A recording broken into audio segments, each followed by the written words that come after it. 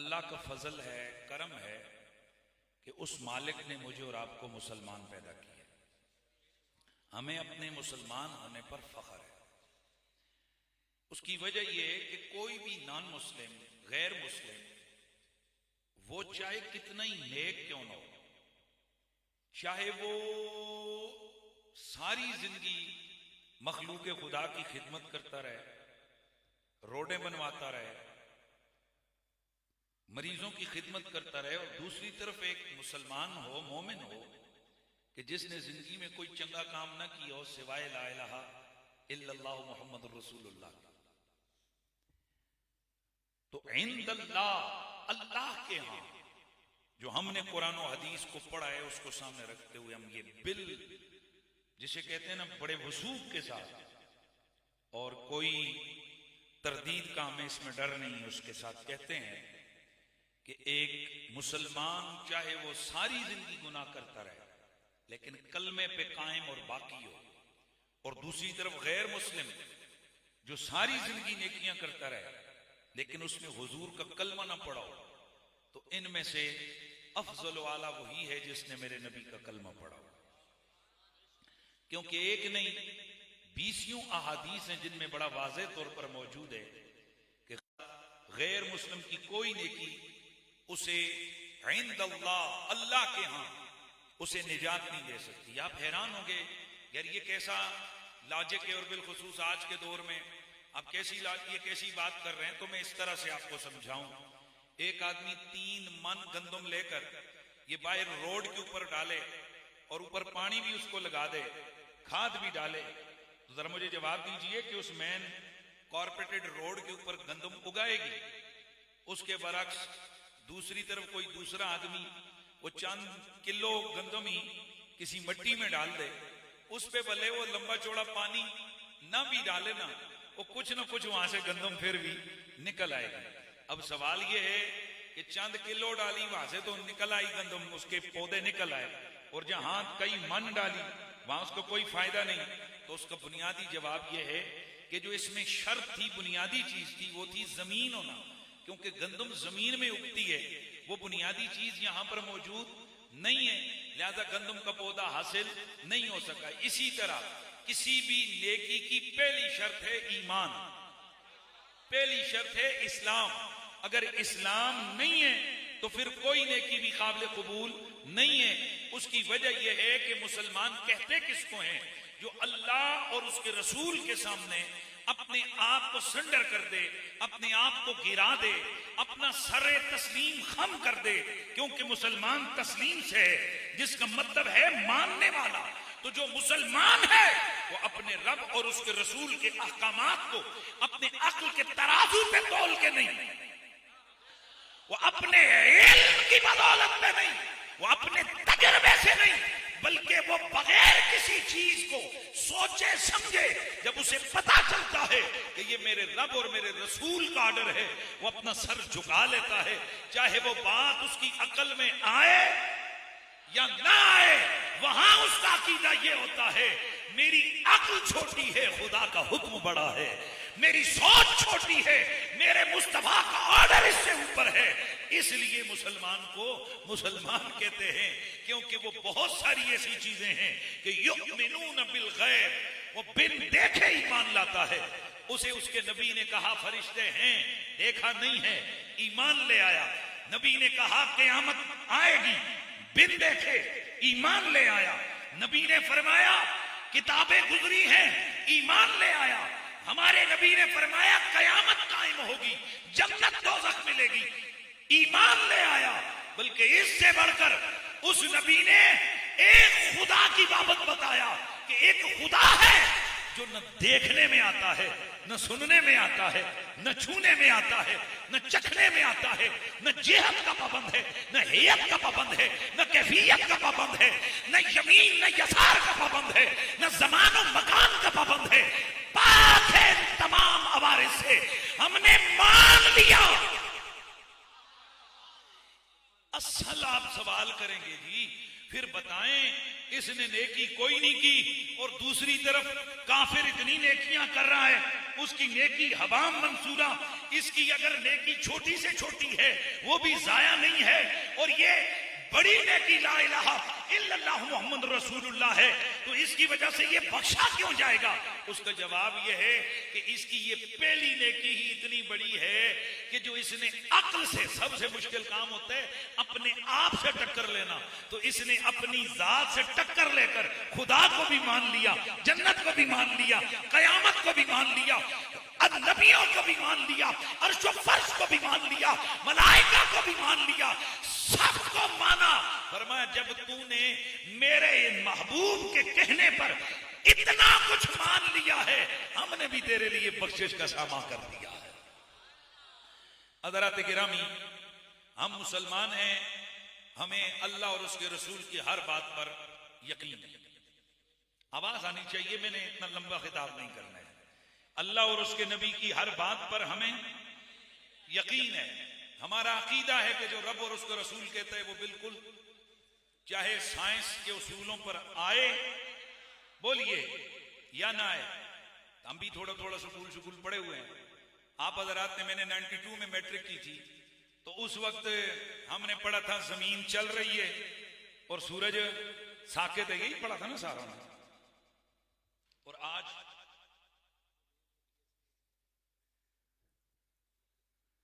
उस वक्त हमने एक और भी पढ़ा था कि कुल कायनात के अंदर, यूनिवर्स के अंदर 92 एलिमेंट्स हैं, और आज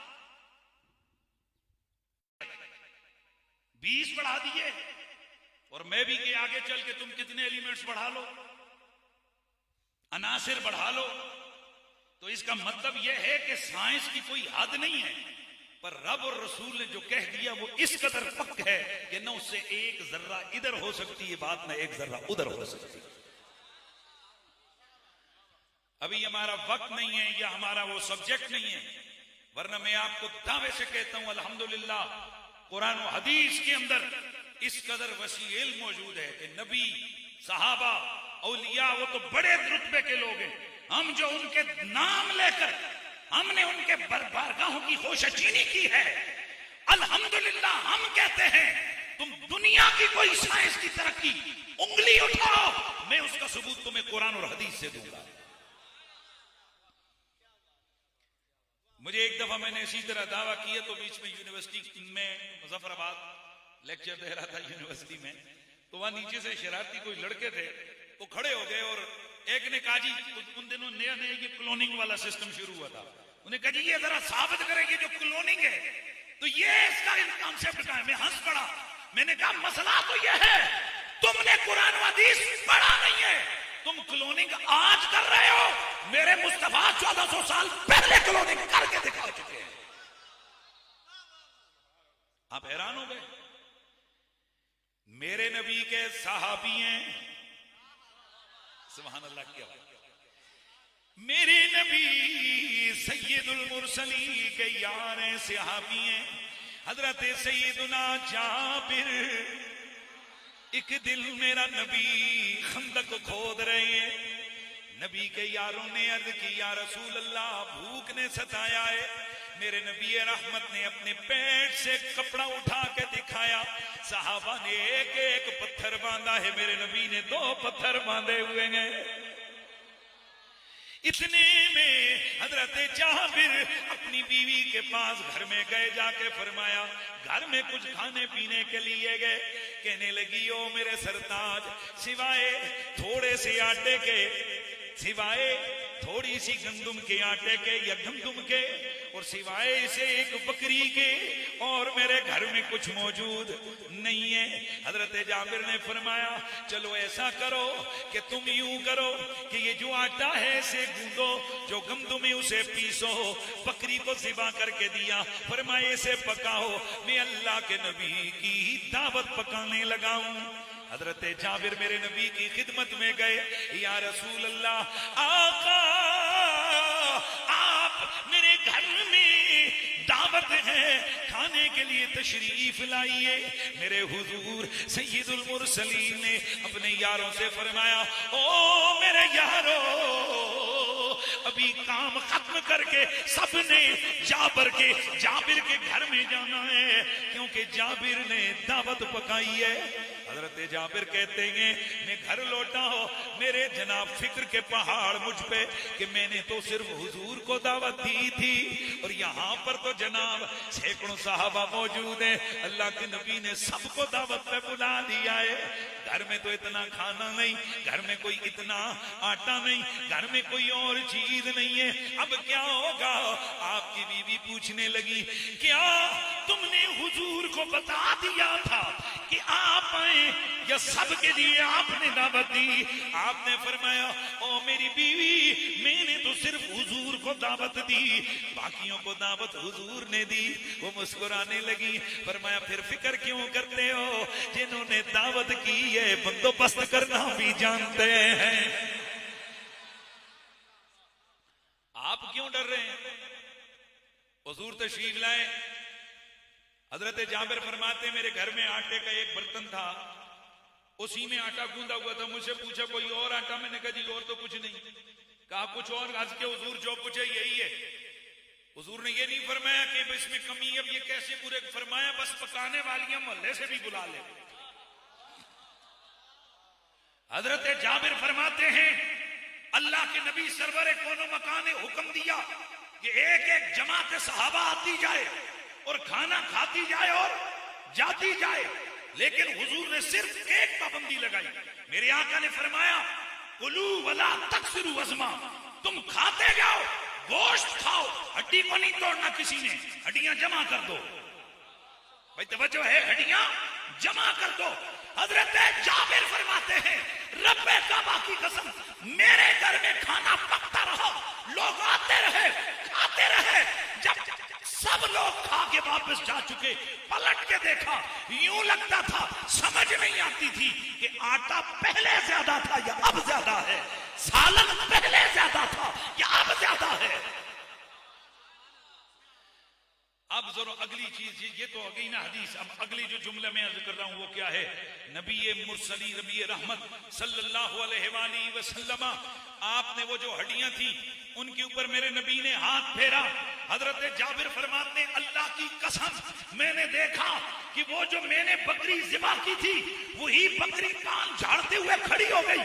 मैं जैसे ही पकड़ के बकरी घर में लेके गया तो मेरी बीवी देख के कहने लगी कअन्ना हिया, ये तो हमारी बकरी की तरह है। फरमान नहीं, कअन्ना नहीं, बल हिया हिया, वही है, वही है। कअन्ना नहीं, बल हिया हिया, वही है। कहते हैं कि बीवी कहती हैं ए जाबिर क्यों कर मुमकिन है? आपने फरमाया अन्ना रसूलुल्लाह है सल्लल्लाहु अलैहि वसल्लम कद अहयाहा लना, और हमारे नबी ने उसी बकरी को हमारे लिए दोबारा कर दिया। अब सुन, तेरी क्लोनिंग तो है किस पर कि तेरी क्लोनिंग है कि उसके जिंदा जरासीम या उसका खास मादा लेकर तू उस जैसी चीजों को बनाता है।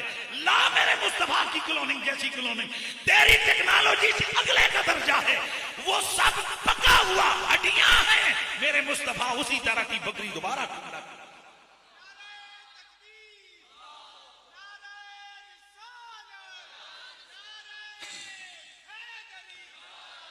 और याद रखिए हजरत सैयदुना हजरत शाह अब्दुल हक मुहद्दिस देलवी अलैहि रहमा, आप फरमाते हैं कि जब मामला हुजूर का है, ये आज की इस महफिल का खुसूसी पैगाम है, जब मामला हुजूर का है, दो चीजें आपने बयान की, आपको मजा आएगा। पहली चीज आपने फरमाया हुजूर को खुदा ना कहो, हमारा नबी नबी है, खुदा नहीं है। खुदा ना कहो, बंदा मानो, माबूद न कहो, आबिद कहो, खालिक न कहो, मखलूक कहो, अल्लाह का नबी कहो, अल्लाह न कहो, खुदा न कहो हुजूर को। फरमाया खुदा न मान के ना, मखलूक में जो मकाम और मर्तबा तेरी अकल और समझ और लफ्जों में आता है तू देता जा। जो तू बोलेगा मोहम्मद का मकाम आगे ही होगा, पीछे नहीं होगा।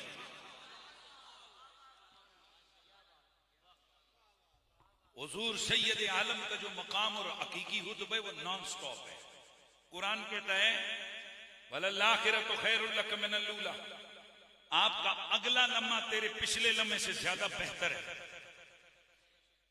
ये एक बात है कि हुजूर सैयद आलम का कमा हक़्क़ु मकाम कोई बयान कर ही नहीं सकता, मुहाल है। क्या बोला मैंने? मुझे एक दिन एक साहब कहने लगे जी इस मुहाल को आप कैसे समझाएंगे? मैंने कहा मैं यूं समझाऊंगा कि ये जो पंखा चल रहा हो तो कितनी स्पीड में, जैसे जितनी हार्स पावर है मशीन मोटर है उतनी में 1 सेकंड में या 1 मिनट में उतनी दफा वो घूमता है उसका पहिया, ऐसे। तो अगर 1 मिनट में एक पंखा 3000 मरतबा घूमता है या 4000 मरतबा घूमता है और पंखा रुका हुआ है, तो फिर तो आप बता सकते हो कि ये पंखा इतनी देर घूम चुका है, मिनट और सेकंड और मल्टीप्लाई करके आप बता सकते हो। लेकिन पंखा चल रहा हो तो क्या आप उसका एक्यूरेट फिगर बता सकते हो कि ये पंखा इतनी बार चला है? क्योंकि जितनी दफा आप कहेंगे जितने टाइम में ये पंखा इतनी मरतबा 3000 4000 मरतबा चल चुका है, इतना जब तक आप कहकर खत्म नहीं होंगे वो तो 500 बार और चल चुका होगा। नहीं समझ आई? ओ भाई हम कहते हैं ये पंखा चल रहा है, अगर रुका हुआ हो तो फिर तो बताएंगे कि ये इतनी दफा चला है, लेकिन अगर वो लगातार चल रहा है तो क्या उसकी चलने की, वो जो उसके परों के घूमने की तादाद है आप बता सकते? नहीं, क्योंकि जितनी देर में हम बताएंगे चाहे वो 5 सेकंड ही क्यों ना हो, 5 सेकंड में बताएंगे उतनी देर में तो 5 सेकंड में वो और आगे होगा। तो जब ये चीजें जो तेरी मेरी मोटर घुमाए, इनके मकाम जो रुके नहीं नॉन स्टॉप हो, इसको हम कमा हक़्क़ु एक्यूरेट बता नहीं सकते। तो जिनका मकाम लम्हा ब लम्हा कायनात का रब बढ़ाए, उनके मकाम और शान को एक्यूरेट कौन बता सकता है कि हुजूर कितने हैं और हुजूर कैसे हैं? इसीलिए तो फिर मेरे सैयदी आला हजरत इमाम आशिका इमाम अहमद रजा खां अलैहि रहमतुर रहमान, आप इसीलिए फरमाते हैं कि सबसे ओला हो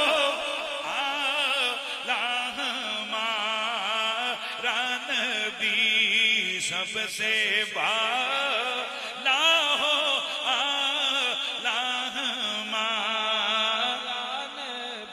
मिलके पढ़ लीजिए, सबसे बाला हो नबी, अपने मौला का प्यारा हमारा नबी,